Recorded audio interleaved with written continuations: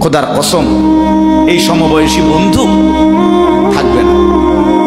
তুমি যেদিন কবরে যাইবা এরা কেউ পাশে যাবে না। তুমি যেদিন হাসরের ময়দানে দাঁড়াইবা সেদিন কেউ দাঁড়াবে না তোমার সাথে।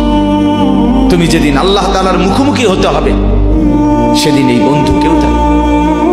ফাইদা নুফিখা ফিস-সূর ফালা আনসাবা বাইনাহুম ইয়াওমাইদিন ওয়ালা ইয়াতাসাআলুন। আল্লাহ বলেন, ইসরাফিল যখন দ্বিতীয়বারে সিংগায় ফু দিবে, আমি আল্লাহ হাসরের মাঠ কায়েম করব, তখন এই হাসরের ময়দানে দাঁড়িয়ে কেউ কাউকে আত্মীয়তার, বংশের, সম্পর্কের কোনো পরিচয় দিবে। কোনো মা বলবে না এটা আমার সন্তান, কোনো সন্তান বলবে না এটা আমার মা, কোনো ভাই বলবে না এ আমার বোন, বোন ডাকবে না এ আমার ভাই। ওয়ালা ইয়াতাসাআলুন, কেউ কাউকে জিজ্ঞেসও করবে না কেমন আছে, কে কারে জিজ্ঞাসা।